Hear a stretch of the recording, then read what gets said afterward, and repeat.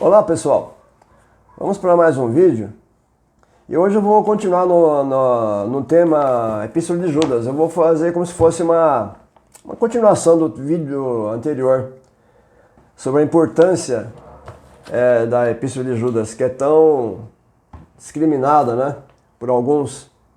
No meio acadêmico até que não,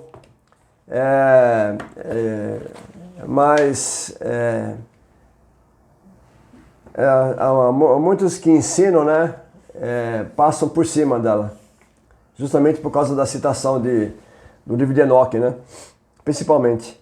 Vocês podem perceber que quando se trata daquele versículo 9 da Epístola de Judas, quando fala da luta do arcanjo Miguel contra Satanás, a disputa, né, vocês podem perceber que há debates, como assim, conversas e tal, e quase não se toca, né? Que ali provém de um livro pseudepígrafo, né? A Assunção de Moisés. Vocês podem perceber quando se trata da versículo 14, que vem de Enoque, vocês podem ver que aí começa a crítica, né? Interessante, quando é sobre a luta de Miguel, a disputa de Miguel com o anjo, por causa do corpo de Moisés, aí quase não se fala que provém do livro pseudepígrafo. É interessante isso. Então nesse livro aqui, na página 549, aqui o escritor ele vai trazer um trechinho de Tertuliano falando sobre esse trecho que é tirado do livro de Enoque, que Judas consignou na sua epístola. Aí ele fala assim, né, Tertuliano falando: contudo, visto que exatamente nesse trecho do escrito de Enoque também pregou sobre o Senhor, de nossa parte não podemos rejeitar absolutamente nada no que toca a nós. Lemos que toda a Escritura, propícia à edificação, foi inspirada da parte de Deus e mais tarde foi rejeitada pelos judeus. E já viste por que razão, como também por quase todos os demais que fazem Cristo ressoar, isto é, que falam de Cristo. E isso seguramente não é admirável, se não aceitaram outras passagens das Escrituras que falaram dele, a qual afinal não quiseram aceitar até mesmo quando havia falado corporalmente diante deles. Advém daí que Enoque possui um testemunho do apóstolo Judas. Olha que importante que é isso, né? O que ele disse, né? Essa citação do livro de Enoque, no caso o livro de Enoque tem o testemunho, ele fala no personagem Enoque, mas o personagem Enoque, aqui a passagem é conhecida através do livro, né? E ele, olha que importante, daí, advém daí que Enoque possui um testemunho do apóstolo Judas. Que interessante. Quanto vale o testemunho do apóstolo, né? Quando ele cita uma obra. Se qualquer, como eu sempre falo, se você publica um livro, você coloca uma bibliografia, você está incentivando a pessoa a pesquisar. Imagine um apóstolo citando um livro, né? Quanto mais. Aí vou citar um outro livro aqui, editado pela Thomas Nelson. Toda a escritura é... 3 pontos. Michael F. Bird. O título é provocativo, né? Aí peguei um trechinho aqui da página 30, 34 e 35, os trechinhos.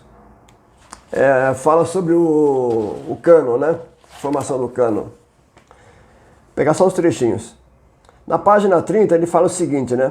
O processo de canonização é complicado porque em nenhum lugar de nenhum livro da Bíblia é dito quais livros devem estar nela.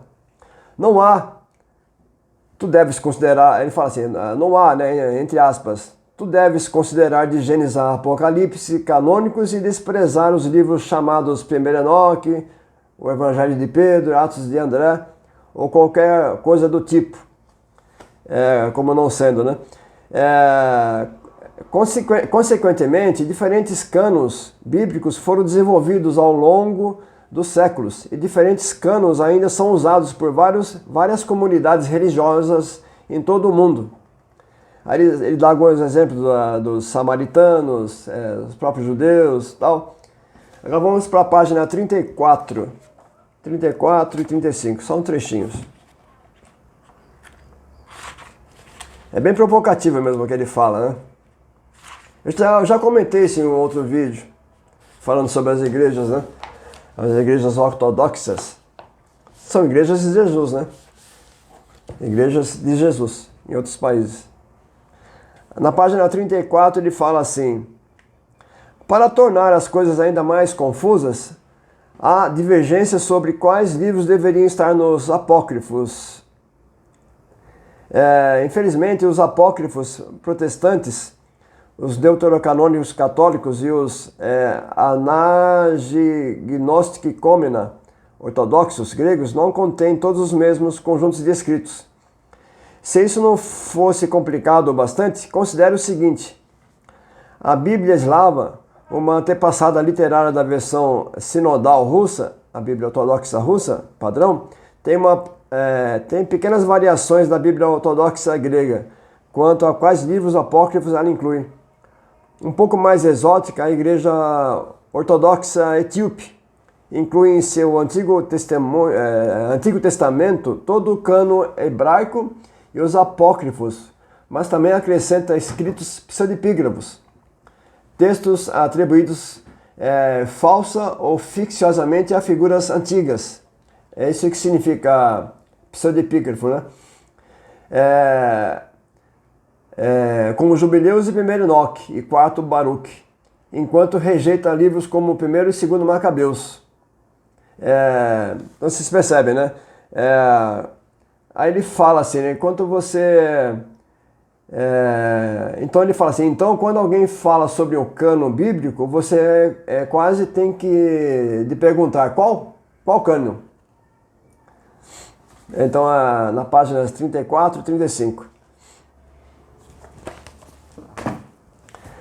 Um outro livro que eu vou citar aqui é de Oscar Cullmann. Esse aqui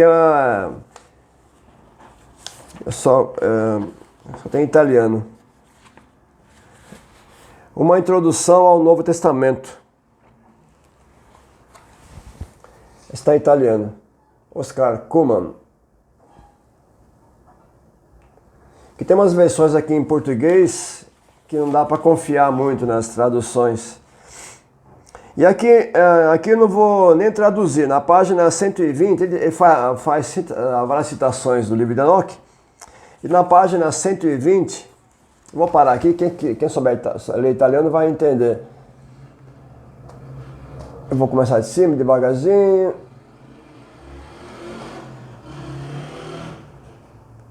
Quem quiser ler, só parando o vídeo, né? E ele fala o seguinte aqui. Ele fala que ele fala na citação de Enoque, né? No caso, Enoque 1:9, aquela passagem da vinda de Jesus, né? Eis que o Senhor virá com miríades de seus anjos. Ele fala assim que essa citação de Enoque, ela tem um modo solene, como se tratasse de como se tratasse de escritura sacra. É o que eu sempre falo, né? Já foi dito no vídeo anterior, né? Daquele livro também que é sobre a teologia dos cristãos primitivos, falando a mesma coisa, né? Para os entendedores, é claro isso, que o Judas citando Enoque, ele citou como escritura sagrada. Não tem como fugir disso. Vocês vão ver por aí, é claro, os céticos não aceitam, né? Eles colocam espantalhos e batem no espantalho, né? Eu vou citar outra obra aqui, um livro pequeno da Sinodal e Este, em conjunto, também de Oscar Cullmann, A Formação do Novo Testamento. É um livrinho de poucas páginas, mas é um conteúdo muito bom. Na página 77, falando da epístola de Judas, vou pegar aqui. Ele fala sobre a carta de Judas, ele fala assim: esse breve escrito é uma exortação que, embora endereçada de maneira muito geral aos chamados, quer dizer, a todos os cristãos, versículo 1, assume prontamente um tom polêmico e um sentido agressivo. O autor ataca essa gente libertina e, ao mesmo tempo, propagandista de falsas doutrinas. Isso é muito importante de se notar. As passagens que eu li ontem dos livros, né, falando da importância da Epístola de Judas, vocês veem que é inegável. A Epístola de Judas, ela combate firmemente, né, falsos mestres e gnósticos. E usando principalmente o livro de Enoque, algo interessante. E ele fala que está empenhado essas falsas doutrinas, que está empenhada, né, em envenenar a vida da igreja. Ele tivera a intenção de escrever calmamente uma carta tratando da salvação, versículo 3. Mas, informado de que esses falsos doutores penetraram furtivamente na comunidade, não se contém mais e exprime sua indignação. Essa polêmica é surpreendente, considerando um endereço tão universal. O autor apresenta-se como Judas, servo de Jesus Cristo e irmão de Tiago. Estou resumindo aqui.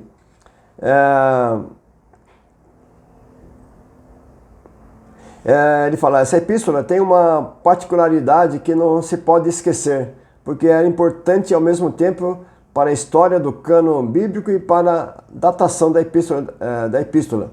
Cita repetidas vezes livros do judaísmo, sobretudo o livro de Enoque. Uma das citações, Enoque 1:9, é introduzida solenemente, como se tratasse de um texto da Escritura Sagrada. Então, como é do Qumran, né, ele cita a mesma frase daquela obra que eu acabei de mostrar em italiano, né? Introdução ao Novo Testamento. Isso aqui é a formação do Novo Testamento. Então, aqui está em português a mesma fala. Uma das citações, 1 Enoque 1:9, é até introduzida solenemente, como se tratasse de um texto da Escritura Sagrada, versículo 14. Quanto a esses, foi também que profetizou Enoque, o sétimo depois de Adão, dizendo: eis que... Então, assim, né, fala mais, eu estou reduzindo para ganhar tempo.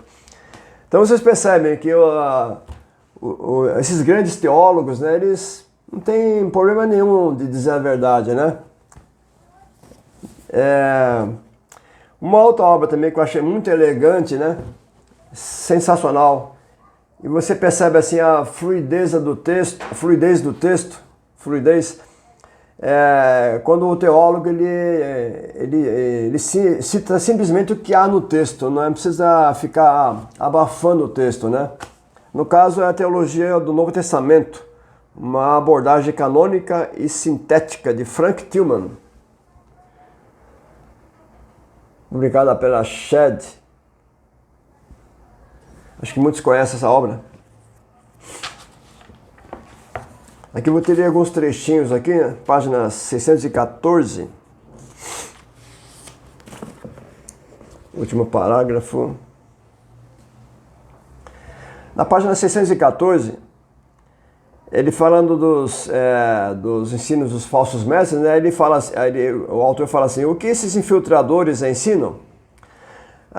Judas cita dois problemas específicos. Primeiro, eles pervertem a graça de Deus em um comportamento que viola as regras desconhecidas da decência. Aparentemente, afirmam que, por Deus ter graciosamente se inclinado em sua direção, não precisam mais se preocupar a respeito da consequência escatológica de sua conduta. Especificamente, Judas os acusa de se comportarem como anjos caídos, de 1 Enoque 6:7, que tomaram para si esposas e todos, respectivamente, escolheram uma mulher para si. E eles começaram a ir até elas. 1 Enoque 7:1, conforme Gênesis 6:1 e 2 e Judas 6:8. Vocês verem que o texto flui sem problema nenhum. Aí Eu vou pegar outra parte aqui. Página... Segundo parágrafo. Ele fala, e eles agiram de modo semelhante esses anjos, de modo semelhante ao povo de Sodoma e Gomorra e das cidades circunvizinhas que se envolviam com a imoralidade sexual e, em particular, iam após outra carne. Versículo 7 de Judas. É tão questionado, né? Mas é tão claro. Inclusive eu mostrei ontem para vocês a chave linguística, né, do Novo Testamento grego, editado pela Vida Nova. Inclusive eu não citei tudo, mas eu mostrei a parte no texto, né? A parte no vídeo. Vocês podem ler. É na página 617 desse livro aqui, continuando. 617.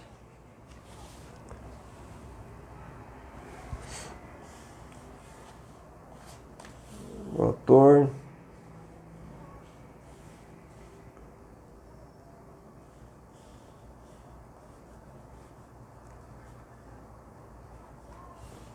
Me perdi um pouco aqui. Ele fala assim, estou pegando assim um bonde andando, né?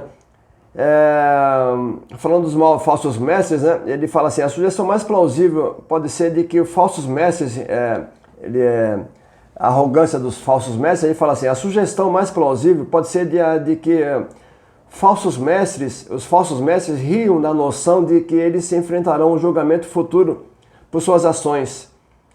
Um julgamento que será executado tanto pelo Senhor Jesus Cristo como pelos anjos. Eles zombam do lugar importante que os anjos ocupam na escatologia fortemente defendida por Judas. Noções de que os anjos que pecaram sexualmente em tempos primordiais eram realmente seres destinados ao julgamento do último dia.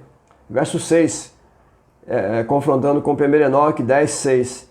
E de que Deus trará milhares e milhares de anjos com ele quando vier, para executar o julgamento dos perversos. Versículos 14 e 15 de Judas, em conformidade com 1 Enoque 1,9.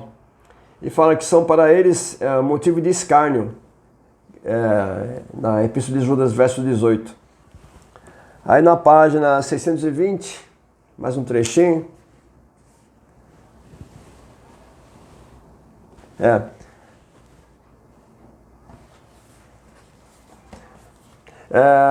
Na página 620, o título é O Destino dos Oponentes de Judas. Se o aparecimento desses falsos mestres no presente revela que eles são os inimigos do povo de Deus, esperados para o final dos tempos, então seu julgamento no futuro, a menos que se arrependam, é certo. Aqueles a quem Deus salvou da escravidão no Egito depois, os que não creram, Deus os destruiu. Verso 5 da Epístola de Judas. Aqui, Judas alude a Números 14, que fala sobre o desgosto de Deus com a recusa dos israelitas em crer nele. E a promessa de Deus de punir essa descrença ao barrar todos com mais de 19 anos de entrar na terra. Deus lhes diz, os cadáveres de vocês, porém, cairão nesse deserto. Fica clara a implicação para os oponentes de Judas. No caso, eles cairão no caminho que leva à destruição escatológica. De forma similar, Deus destinou os anjos rebeldes de Gênesis 6, 2 a 4 ao aprisionamento nas trevas, onde esperam o julgamento final. Judas, verso 6. Aqui, Judas adota a interpretação de Gênesis 6, 1 a 8, encontrada em 1 Enoque, em que os filhos de Deus são identificados como os anjos, cujos desejos por belas mulheres humanas os levou a abandonar os altos céus, o lugar da habitação que lhes foi designado. 1 Enoque 12, 4, confrontar com 15, 3 e 10. E a se casar com seres humanos. Enoque 6, 1 até o capítulo 6, 7 e 6. Esses anjos rebeldes, como os falsos mestres de Judas, ensinaram práticas perversas às suas esposas. Capítulo 7, 1 e 9, 6. Deus, então, instruiu o bom arcanjo Rafael a executar o julgamento sobre o líder desses anjos rebeldes. Aí no caso é aquela parte que ele manda Rafael prender Azazel de pés e mãos, né? Atar pés e mãos de Azazel e prender no deserto. Daí que vem aquela tradição, né, que está em Levíticos, um bode para o Senhor, um bode para Azazel, que é levado ao deserto. Que muitas traduções, elas corrompem o texto e colocam como sendo bode emissário. Na verdade, ali é bem claro, é um bode para um personagem e para outro personagem, no caso Deus e Azazel. E no caso do último parágrafo, na página 620 também dessa obra, último parágrafo, ele diz: Judas quer que seus leitores saibam que os falsos mestres existentes no meio deles estão caminhando em direção a um destino tenebroso, como descrito acima. Eles os lembram do aprisionamento temporário dos anjos rebeldes nas trevas, Judas 6. Ele cita Enoque para mostrar a seus leitores que o Senhor Jesus virá. Olha que importante. Acompanhado de milhares e milhares de anjos para julgar e condenar os impiedosos. Versos 14, 1 Enoque 1:9. Ele também recorda o destino último das estrelas transgressoras e dos anjos rebeldes, de acordo com Enoque, quando descreve os falsos mestres como estrelas errantes, para as quais estão reservadas para sempre as mais densas trevas. Judas 13. Então vocês percebem, é fantástica aqui. Eu li só alguns trechinhos. Essa obra aqui vale muito a pena para quem quer entender a Epístola de Judas realmente como ela é, né? Entrelaçada com o livro de Enoque, principalmente. Tem a Assunção de Moisés também. Um outro livro que eu vou terminar citando aqui é essa obra de Ferdinand Holbeck, Summa Angelorum, Unidos com os Anjos e os Santos, da editora Paulus, de Portugal. Vai falar sobre a Epístola de Judas, na página 114. 114,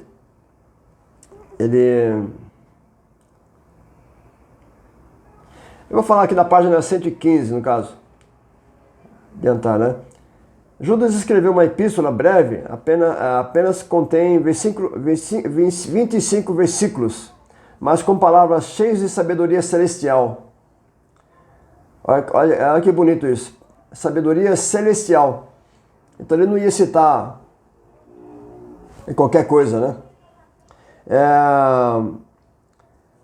Assim, Orígenes elogiou essa epístola de São Judas, remetida aos eleitos que são amados por Deus Pai e guardados por Jesus Cristo. Judas 1.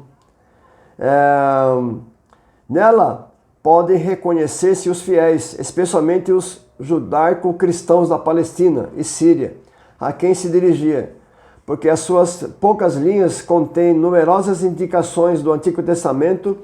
Cita inclusive livros extra-bíblicos de piedade, conhecidos pelos judeus como o livro de Enoque e Ascensão de Moisés. O próprio Judas explica a razão de sua epístola. Ele dá uma explicação, no caso do Judas, verso 4. Ele fala assim: infiltraram-se no meio de vós alguns indivíduos ímpios que, desde há muito, estão condenados. Eles convertem em libertinagem a graça do nosso Deus e negam Jesus Cristo, o nosso único e soberano Senhor. Judas 4. Então, aqui teria muito para ler, né? Mas acho que vai ficar muito longo o vídeo. Mas é sensacional. O trecho que eu li está nessa página. Eu não posso mostrar tudo porque seria ilegal, né?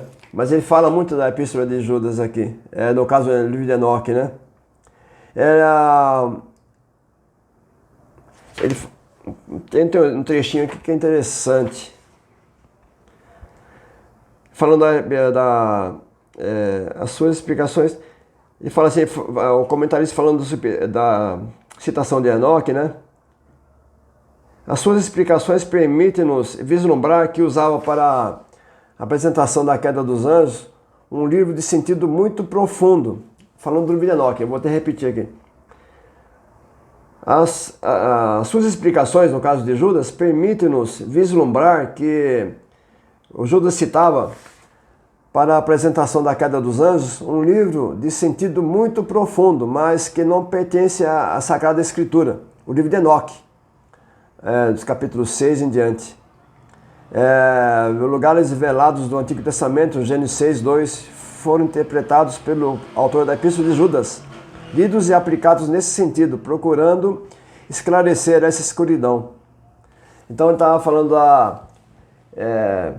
aquele que esclarece aquela passagem de Gênesis 6, de 1 a 4, através do livro de Enoque. Como tem que ser, né?